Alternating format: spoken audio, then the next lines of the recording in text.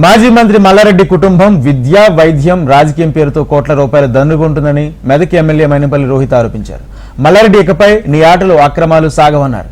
ఇన్ని రోజులు బీఆర్ఎస్ ప్రభుత్వంలో దోచుకుని దాచుకున్న ప్రతి పైసా బయటకు వస్తుందన్నారు. విద్యార్థుల తరపున ప్రజా పోరాటం చేస్తామన్నారు. మల్లారెడ్డి చేసిన అన్యాయాలను బయటకు రాకుండా కాంగ్రెస్ ప్రభుత్వాన్ని మోసం చేయలేరన్నారు మైనంపల్లి రోహిత్.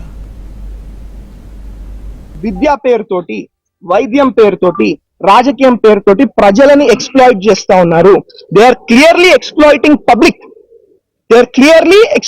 పబ్లిక్ అని చెప్పి మీ అందరు కూడా తెలియదు. ఆఖరికి అంత ఎక్స్ప్లాయిట్ చేసి ప్రజల సొమ్ముదిని ప్రజలతోటి చెలగాటం ఆడి కనీసం మా విద్యార్థులకు అన్నం కూడా సరిగా పెడతలేరండి. వీళ్ళు పురుగులన్నం అండి వీళ్ళు పెట్టేది. ఇలా మాట్లాడతారు మాకు వాళ్ళకు మధ్యలో మీరేంది అని చెప్పి. అరే విద్యార్థులు మా దగ్గరకు వస్తేనే కదా మేము వచ్చింది, విద్యార్థుల పేరెంట్స్ మా దగ్గరకు వస్తేనే కదా మేము వచ్చింది.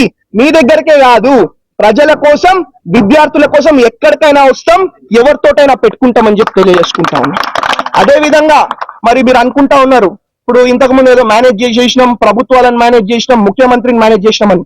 మా ప్రభుత్వం మేనేజ్ అయ్యే ప్రభుత్వం కాదు, మా ముఖ్యమంత్రి మేనేజ్ అయ్యే ముఖ్యమంత్రి కాదు, మాది ప్రజల ప్రభుత్వము, ప్రజల ముఖ్యమంత్రి అని చెప్పి మీ అందరి ద్వారా వాళ్ళకి మరి తెలియజేసుకుంటా ఉన్నామని చెప్పి.